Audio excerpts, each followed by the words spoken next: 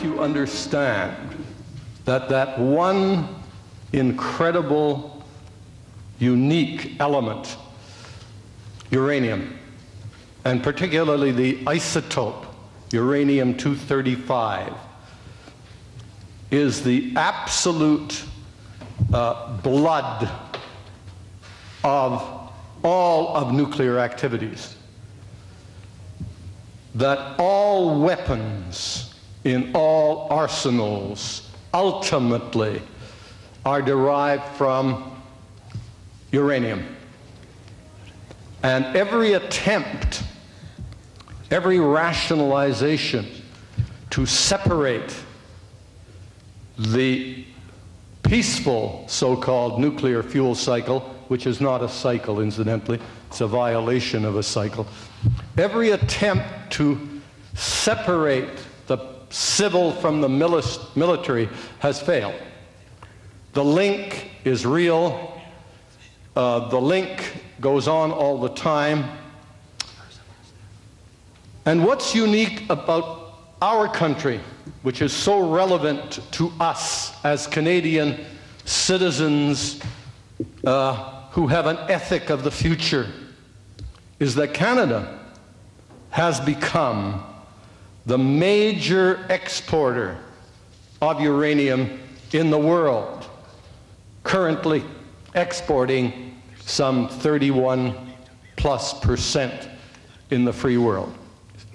And that free has invisible quotation marks around it. None of us are quite free. And I wonder if you recall Prime Minister Trudeau's brave words at UNSOD, the United Nations Special Session on Disarmament 1978, where he made what was both a radical and a brilliant proposal to suffocate the nuclear arms race. And it could be suffocated, because if you applied birth control to uranium, you would suffocate the nuclear arms race. Let me go on somewhat further. There is a strange phenomena that all major uranium mines in the world are civil mines. They produce uranium under civil auspices, regulations, for civil purposes. They export uranium for civil uses, protected by bilateral treaties or multilateral treaties, or through the Non-Proliferation Treaty administered by the International Atomic Energy Agency of Vienna. And nevertheless, although the military does not operate mines, as we all know, since 1970, the military arsenals of the world have grown 6 times. The military arsenals of the world are 6 times as large, mysteriously having obtained the critical materials, which are plutonium-239 and uranium-235. In the Earth's crust, as you mine uranium, it consists of 2 isotopes. In 1,000 kilos of natural uranium, there are 993 of the isotope U-238, which is not a fissionable material under ordinary circumstances. And there are only 7 kilos, 7 in 1,000, of that fissile material, uranium-235. So what you have to do is you have to go to what is called an enrichment plant. There are 4 main enrichment plants in the world. There are 2 European consortia. There is the Soviet enrichment facilities. There is the American enrichment facilities. And that's that.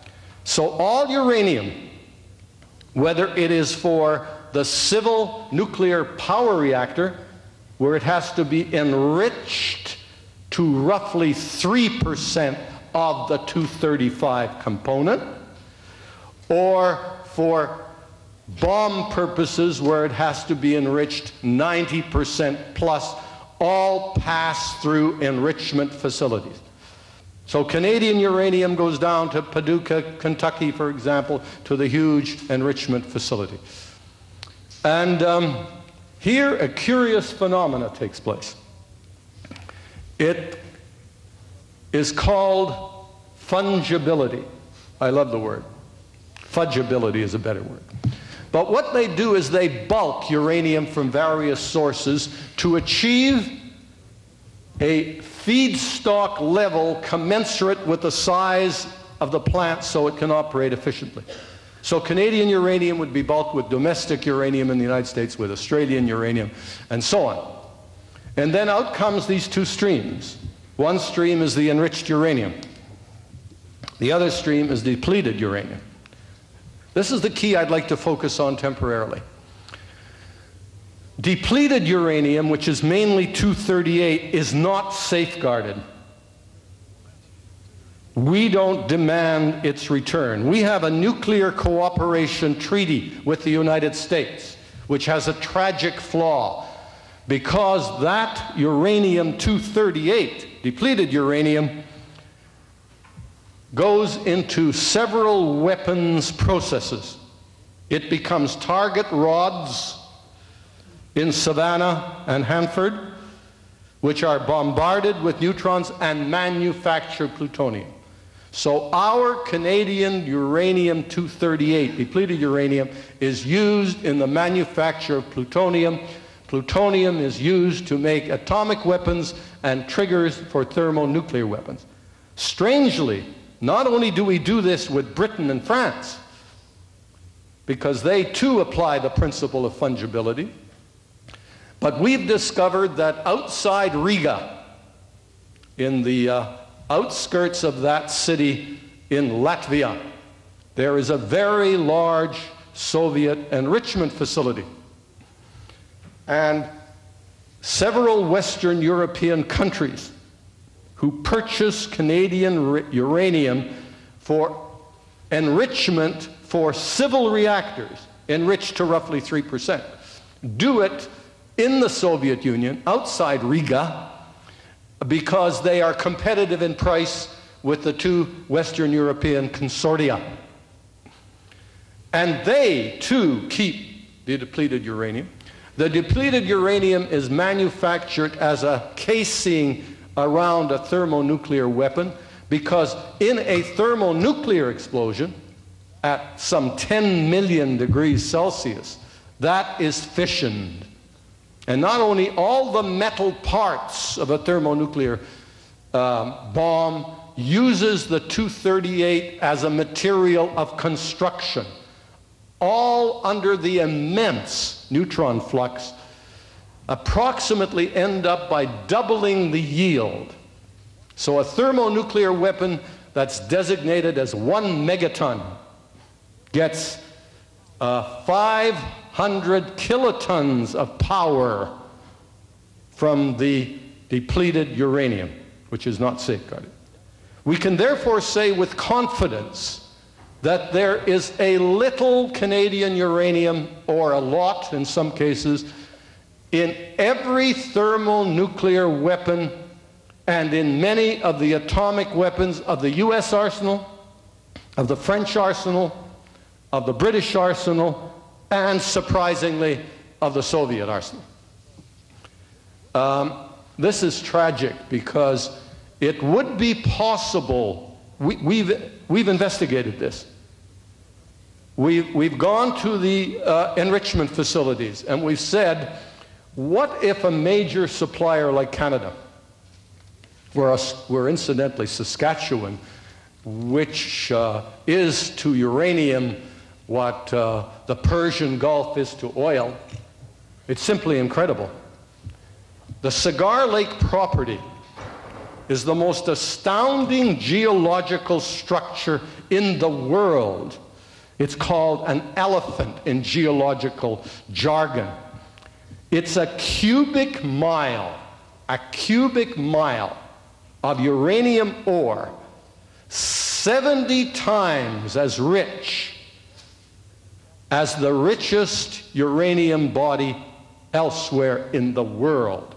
There are 300 million recoverable pounds, representing about $10 billion of current value. And incidentally, there's another tragedy in the Canadian policy. Most of the uranium exported to the weapon states, to Britain, France, and the United States, is being stockpiled.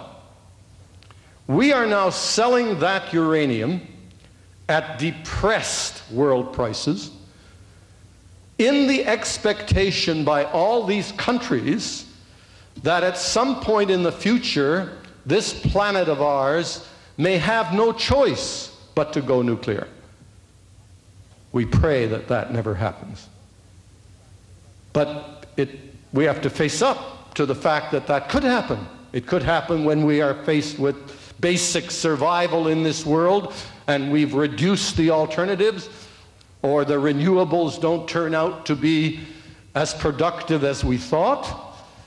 So what we are doing is selling off a resource which will accumulate enormously in value in the future at depressed prices. We are taking it out of the ground in Canada with, incidentally, what the Wall Street Journal called the worst financial and ecological disaster of its kind in the whole of the world. That is the accumulation of tailings, uranium tailings, which pose a threat. Well, just to give you normally you take the longest acting isotope, which in this case happens to be thorium-234, whose half-life is 76,000 years. And you take 10 times that as the life of the tailings. So for 8 million years, this continent of ours will be insulted with real casualties, deaths. The most conservative model that's ever been created by the Nuclear Regulatory Commission, noted for its conservatism, is 30 deaths per year. 30 deaths per year for 800,000 years? Unbelievable. What a cost. It's a mess, an absolute mess. This is the kind of mortgage we are demanding from the future. We are going to let them pay that cost. We are going to let our children and our grandchildren inherit this intolerable, sinister mess. That's part of the accounting. There are several other interesting aspects to this.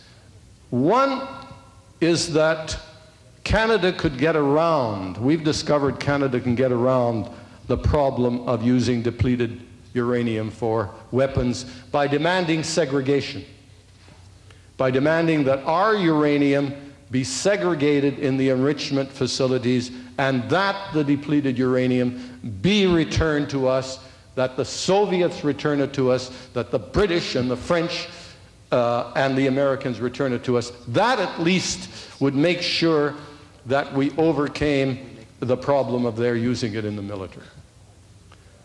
There are several other interesting aspects to this that are somewhat fundamental.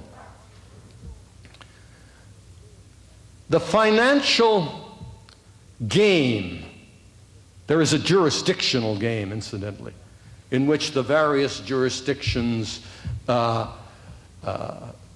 sort of exchange responsibilities in order to escape responsibility, particularly in the regulatory processes. It's a real game. But if you look closely at the economics of either the military or the civil, you see how each one piggybacks on the other. When you look closely at it, you see that the civil military fuel cycle, which is supposedly to be economically viable, which we know is one of the most laughable lies of our time, actually relies on huge subsidies, billions of dollars of government subsidies that indirectly support the civil. And on the other hand, the civil cycle is what supplies the critical materials that feed the nuclear arms race and that permit the building of more and more nuclear weapons.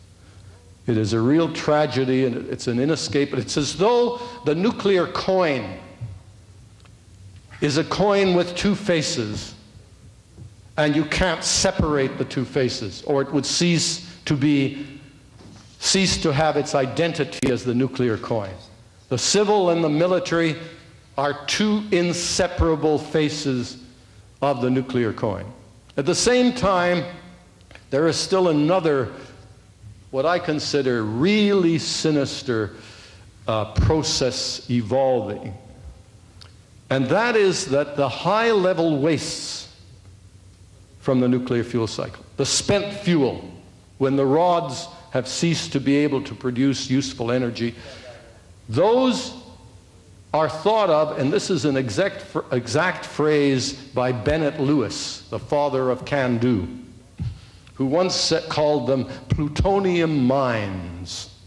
Plutonium mines, a beautiful euphemism. Because the plan is, and I see it in the literature all the time, is to go from the uranium-235 age to the plutonium economy.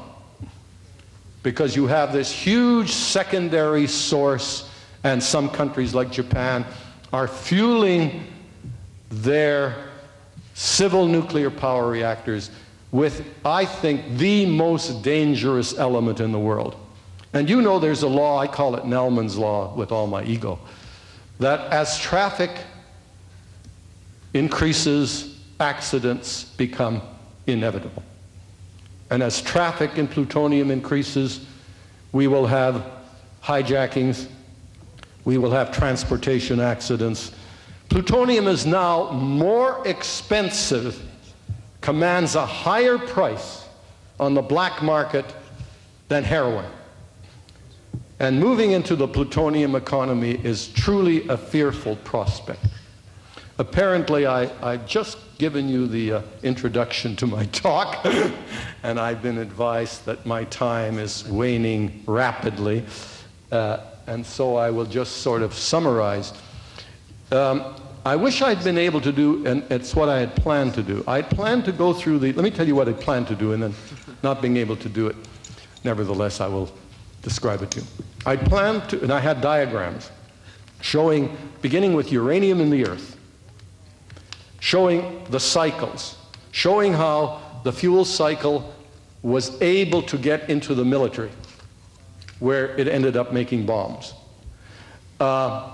Showing you at each stage the environmental impacts, the social impacts on health and safety, the ethical impacts, and then the policy impacts. And I'm just going to take 1 minute if I can, because we are at an absolutely critical stage in the non-proliferation issue. I don't know if you realize it, but the last non-proliferation review conference will be in 1995. That's when the 25 years of that regime is over.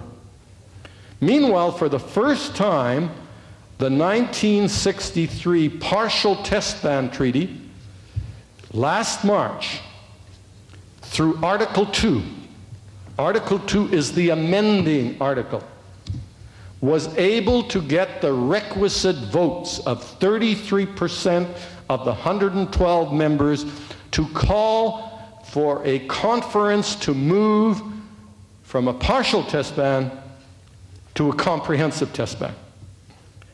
The achievement of a comprehensive test ban would be perhaps the single most effective current step in slowing down the arms race. So it's incredibly important. Moreover, the whole integrity of the non-proliferation regime rests upon the obligation, but through Article 6 of NPT, that the nuclear weapon states will negotiate in all seriousness for the cessation of the arms race. And they've done the opposite. They've had enormous vertical proliferation. Unfortunately, our country, which is shameful given our history and tradition, has voted against the key resolutions for a comprehensive test ban at each of the last 4 UNGAs, United Nations General Assemblies, and is now playing the point lead on behalf of the Americans in scuttling the amending conference. And this should be made public, because for years it was Canadian public policy, a cornerstone of Canadian public policy was the strengthening of the non-proliferation regime, and we are violating that tradition. And it ought to be made very public, the role we're playing, unfortunately, to accommodate U.S. policy, which has clearly, incidentally, high-ranking U.S. officials have now publicly stating there is no way they will sign a comprehensive test ban in this century. And Canada is playing the role of spoiler, which is a great shame and a disgrace.